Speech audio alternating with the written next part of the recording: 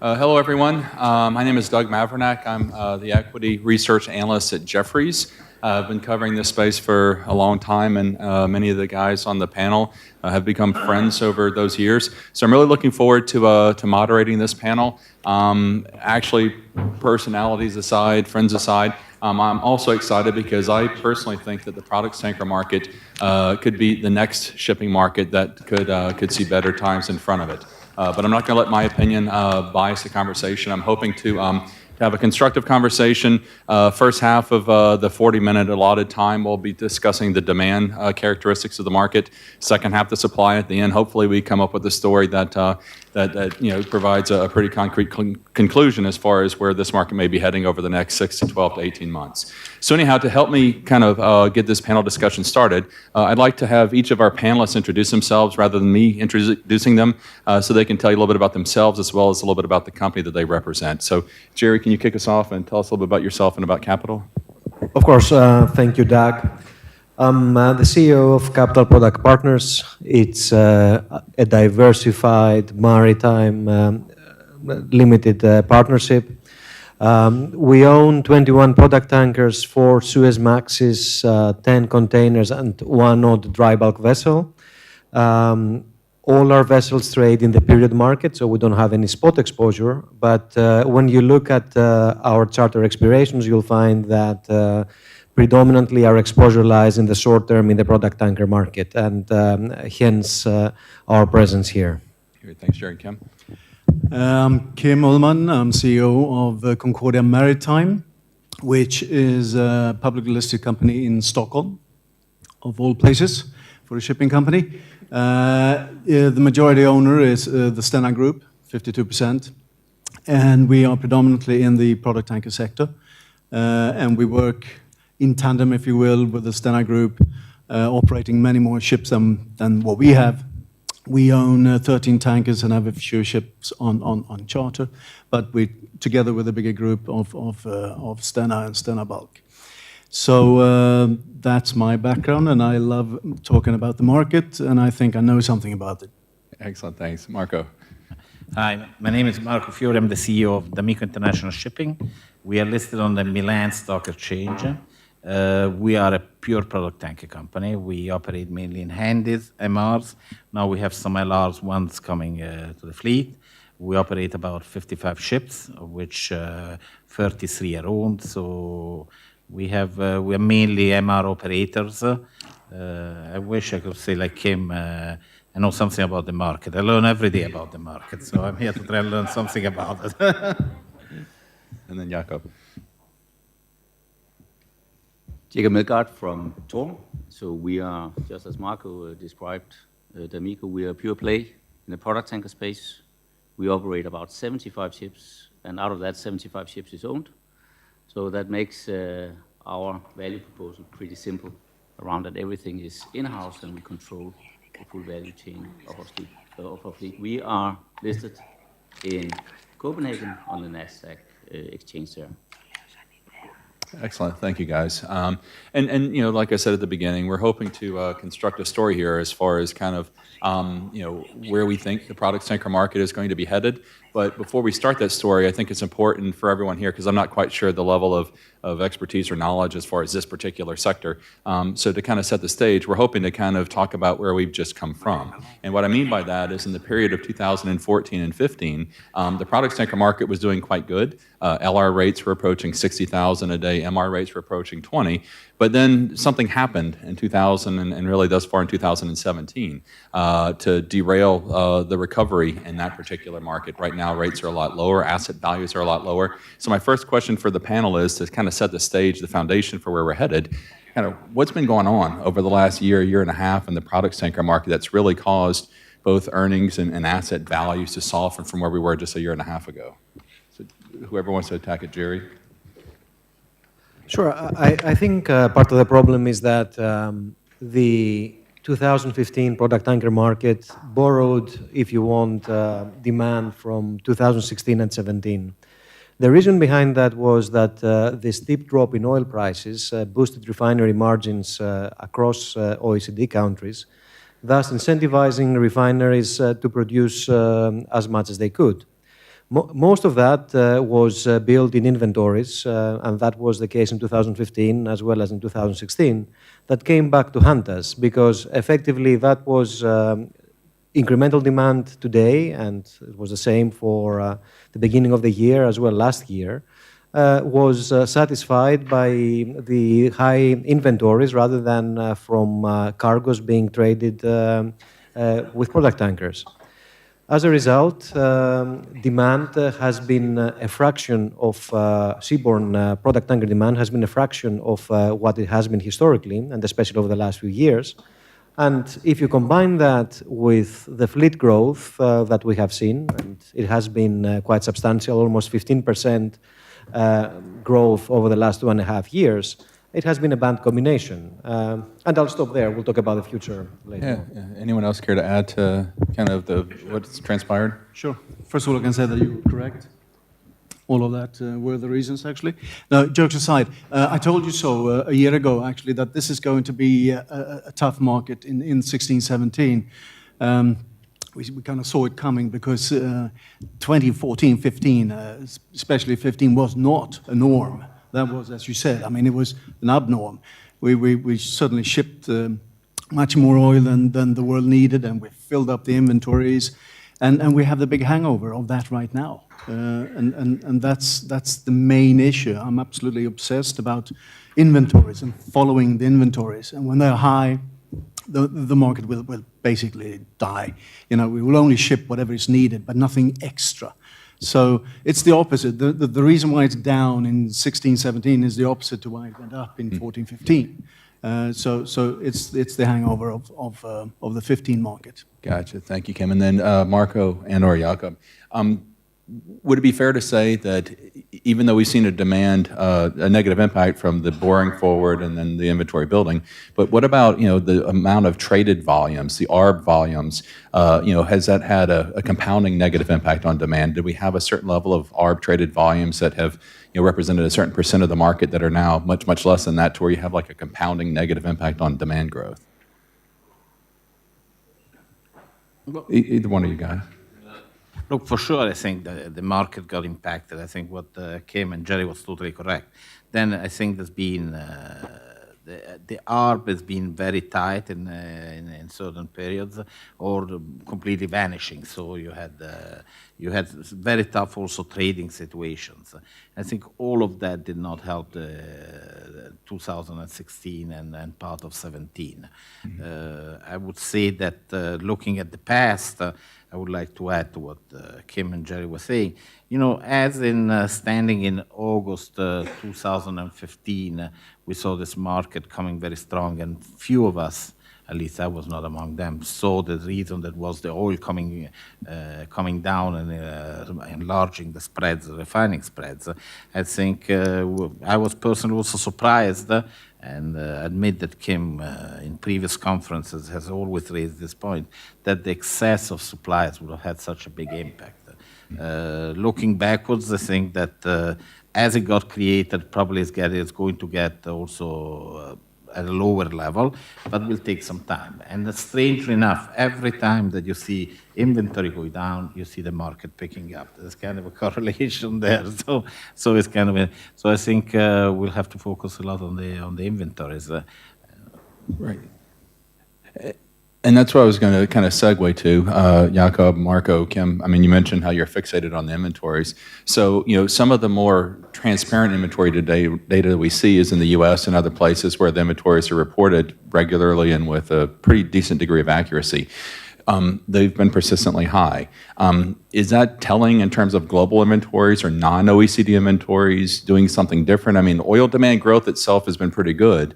So how have inventories been trending if that's what we're all so focused on in terms of kind of the hindrance behind what's negatively impacting refined products tanker demand?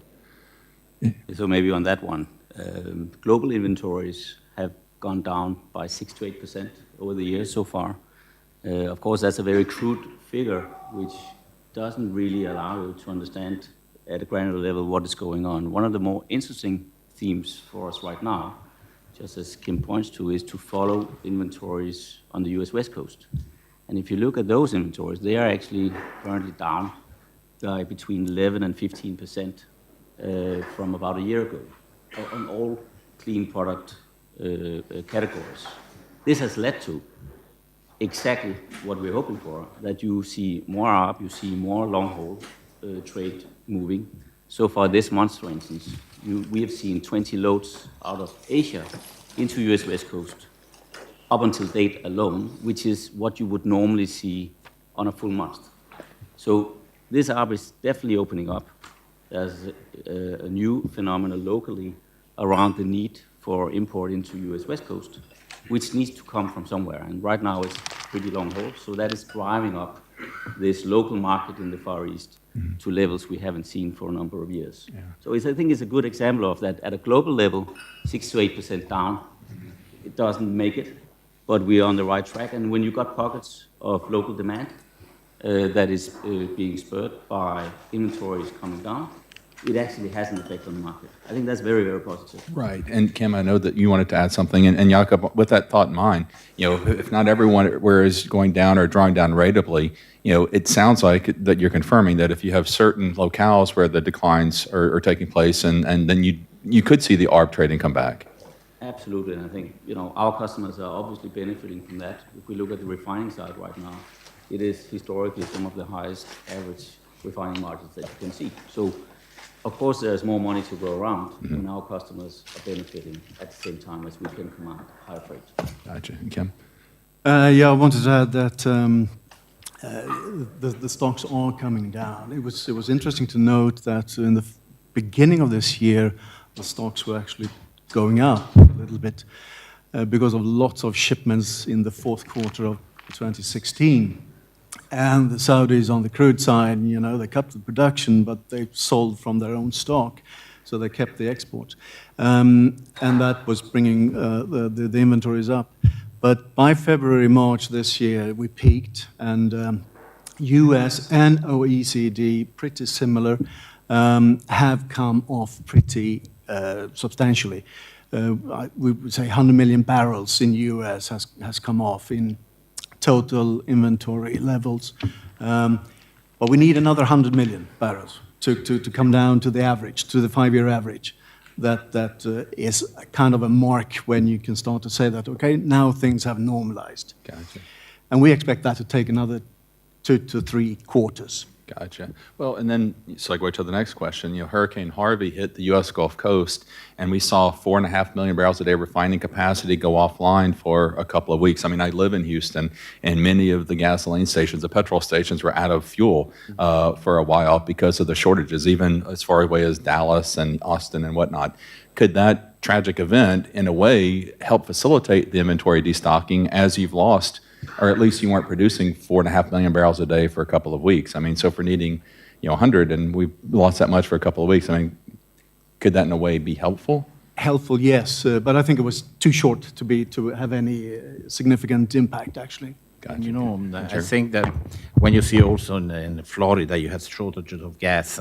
And I was talking to someone and say, yeah, but you have to match to that the fact that people are not driving. So there is less gas, but there is less consumption. So, the two things tend to make a wipe out of both things. So I think, unfortunately, I don't think that's going to have a big impact. However, what Kim was saying is totally true. And if you correlate it to the market, Q1 was probably the weakest market in this year.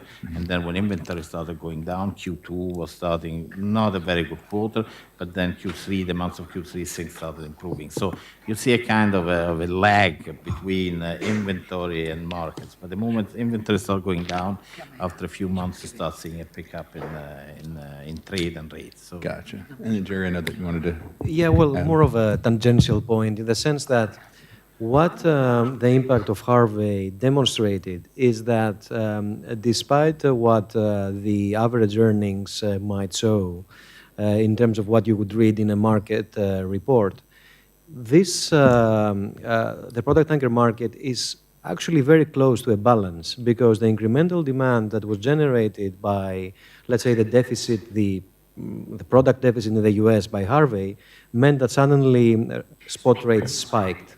And of course, we saw that also on the period side of the business. But it shows that it's a market whose fleet is utilized to fairly decent levels. So just to give you a comparative example, think about, for example, incremental demand coming into the dry bulk market at the beginning of 2016, or container market same year. It wouldn't move the needle because simply utilization was so low. Product tanker fleet was utilized at low earnings, and what happened is that suddenly there were so few ships in the Atlantic close to Europe that when charterers wanted to get their hands on a vessel and to get the cargo across, there was very few ships. So all in all, it signals that a recovery is not far away. Yeah, gotcha. And also, I mean, we are a little greedy when it comes to asking for high freight rates when we have the opportunity, and there was an opportunity, and there was a nervousness in the market. When traders are starting to get nervous, we can feel it. Our chartering guys feel it too, and they charge for it. So it went very quickly from $5,000 a day to $25,000 a day. But it took another week, so it was back down to $5,000. Gotcha. Very helpful.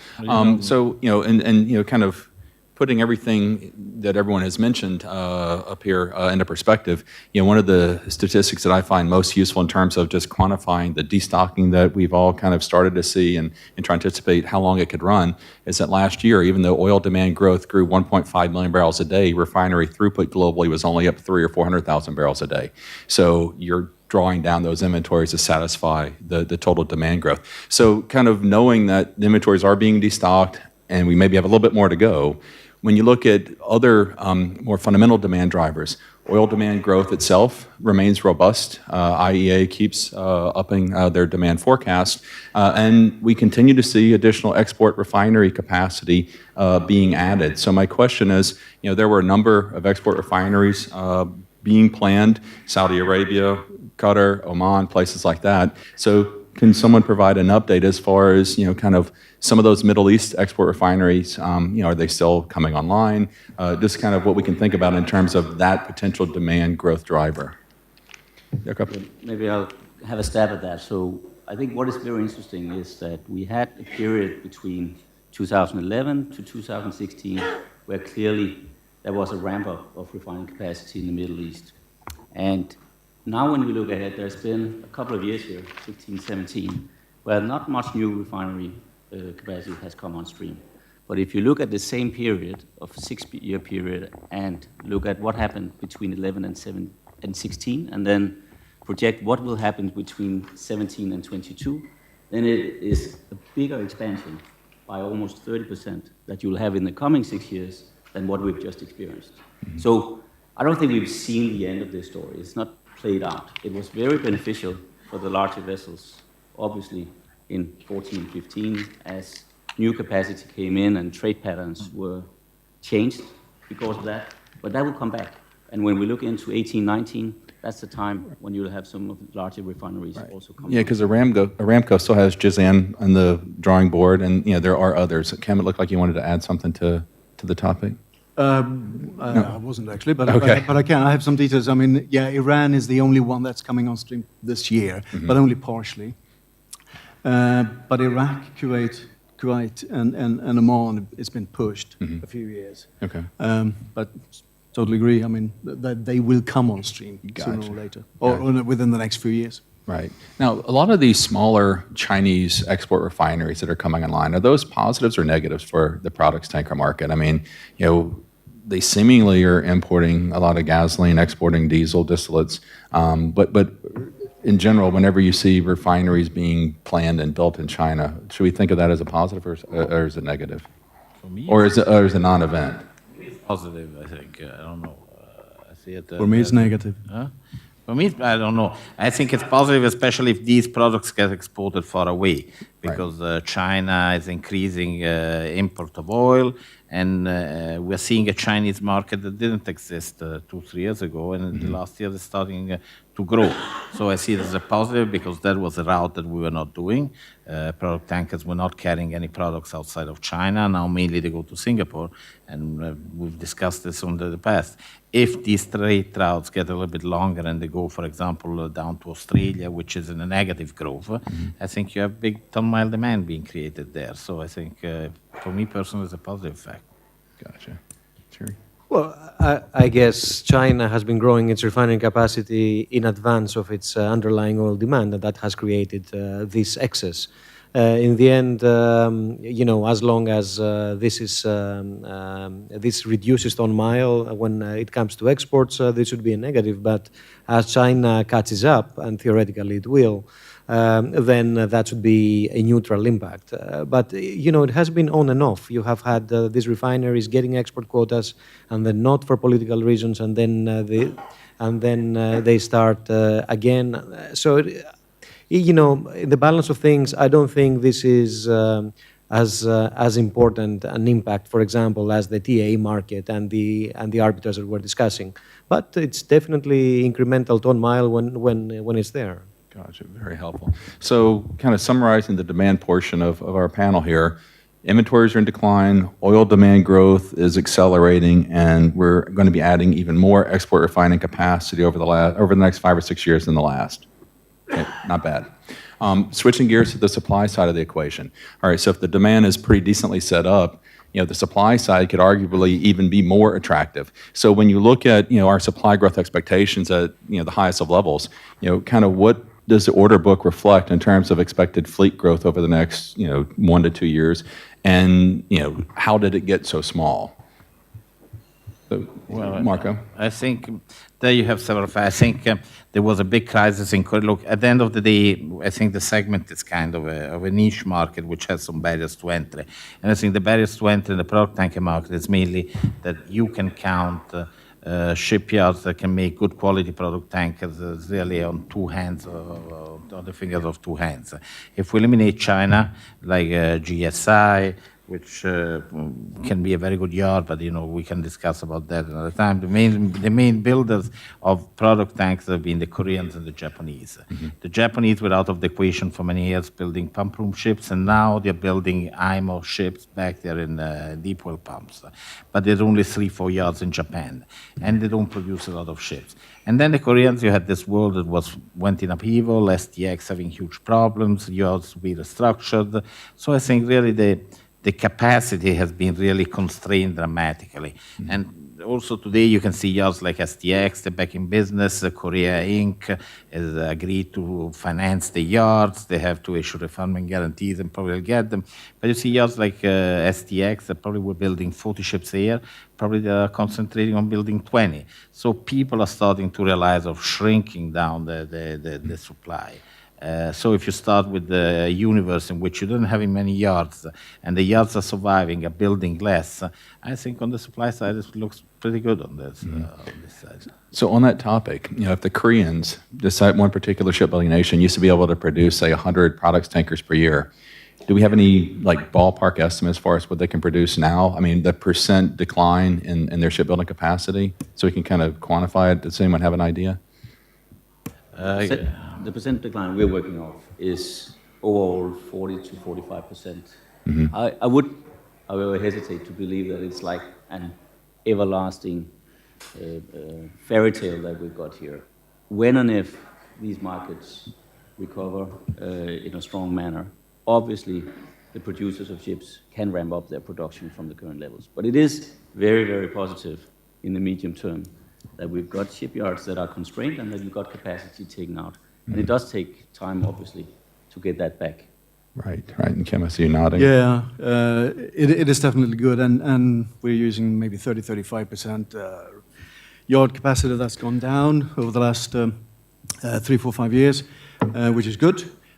But I think that whatever's remaining is still a bit too much, and some of it could be coming on stream again. But it's not drastic, I have to say. But I have to comment on your comment when you say, how could it get so small? The order book is only 10%. I mean, isn't that really where it should have been all the time, so to speak? 10-15%, isn't that good enough? A ship lasts for 25 years, whatever it is, you need to replace it, that's 4 or 5%, and growth, and takes 2 years to build, so 10-15% is what it should have been. So the reason why it came down to 10 is probably that it was at a very abnormal level of 40-50% some years ago. Gotcha. So how did we let it go so big? It probably shows. That's right. Yes, That's right. I was going to say that the problem, unfortunately, it's not that we are, as a community, just allowing the order book to revert to where it should be. It's just that we are constrained, I think. It's the lack of capital that, be it debt or equity. And you might recall that the last let's say, order raid that took place back in 2013-14 was generated by, let's say, non-shipping money or financial sponsors, and who backed companies with ample liquidity to place orders. This is not the case. Of course, don't get me wrong, when returns become too attractive, the capital will be found. But on the debt side, I'm sure that a lot was discussed today, and definitely it's not what it used to be. There are other sources of debt, predominantly Asian markets that have been there to support new orders, but it's not definitely as easy as it was. And finally, with regard to shipyard capacity, in the past we have seen often a reduction of capacity or a mothballing of capacity, but not very often actual shipyard bankruptcies. So, and I mean over the last 15 years. SPP is a shipyard that has closed. It's a shipyard that will not exist going forward. At least that's what we know for the moment. It was a big part of the ordering of 2013-14. STX has recovered and it's taking orders, but you should not underestimate or overestimate rather the ability of shipyards to procure refund guarantees in this environment. It's not easy, and you have heard in ordering not only on the product tanker side but also for bigger tankers, whereby very big shipyards have failed to procure refund guarantees in time. So I fully agree, in the end, capacity will come back when returns become very attractive and the capital will be found.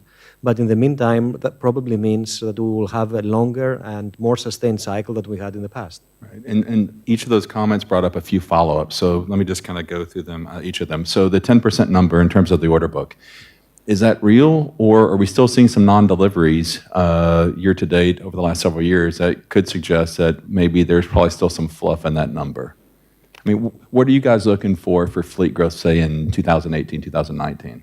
Is it 10% divided by 3, or is it more like 1 or 2%?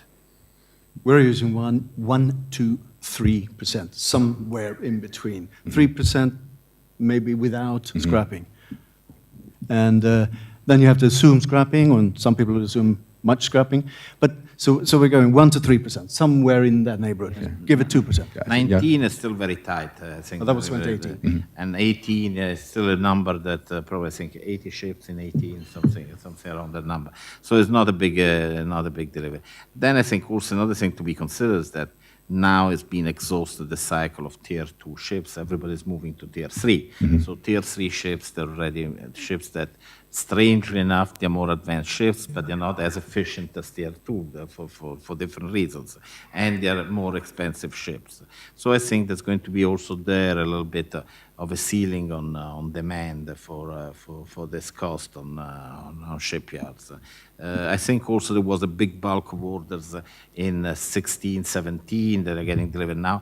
Exactly for that. There was a rush to get the tier 2 ships out from a lot of owners ordering that.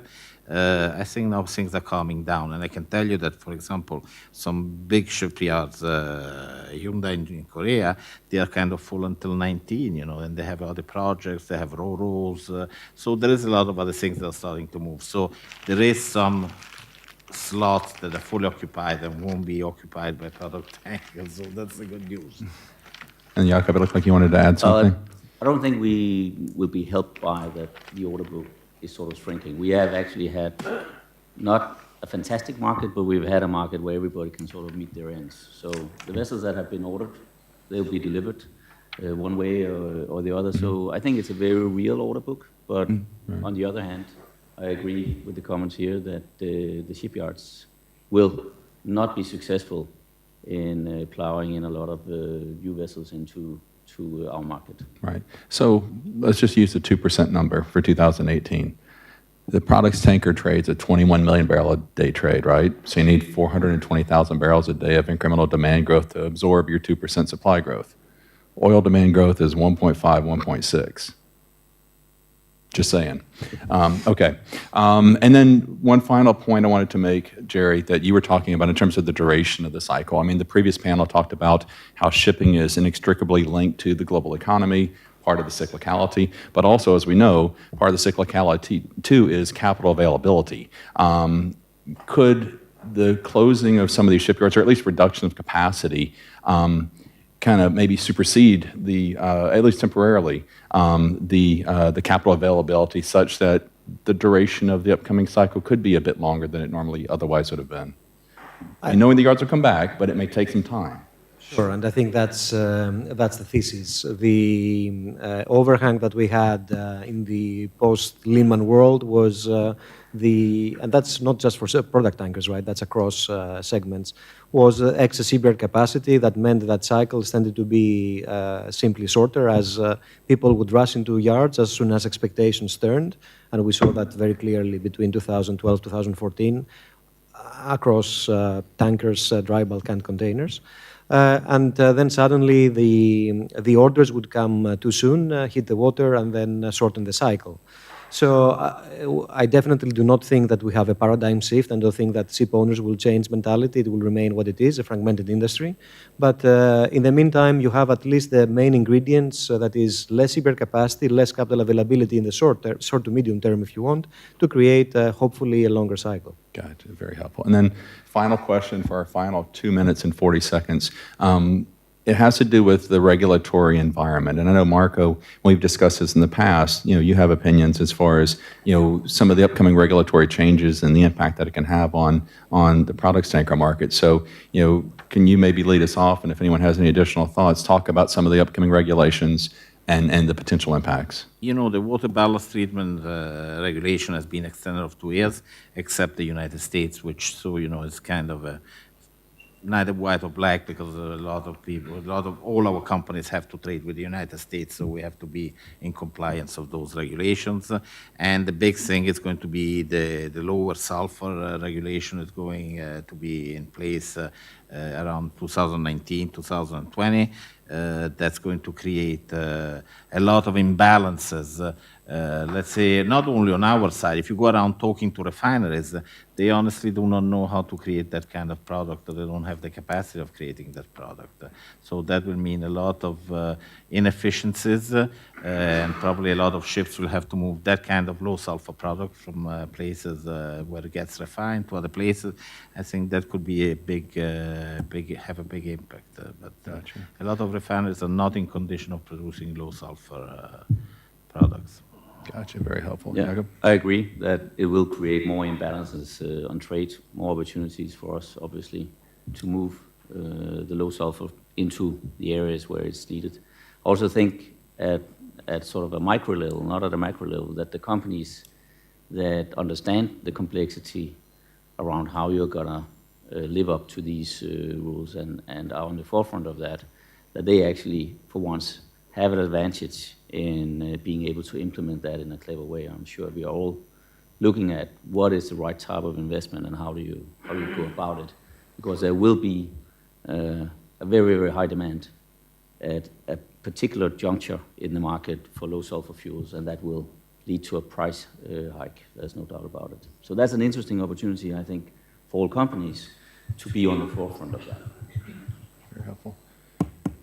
All right, that does it for our time. We have a few seconds left, so if there's a question or two, we'd be more than happy to take it.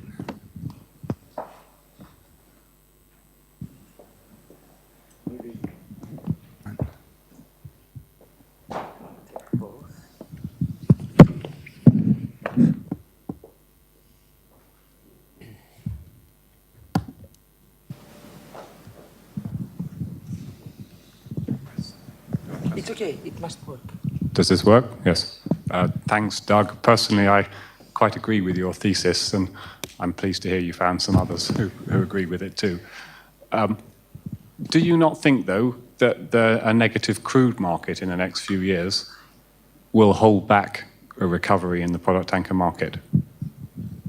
For me or for the panel? For you and the panel, I suspect you're aligned. That is a good question, and we should look at them in combination, definitely. So a certain lid, maybe, on the very top end, yes, there is that risk, because I agree, the crude market is lagging behind a year or so. So there is a potential lid put on the product tanker market spike for that reason.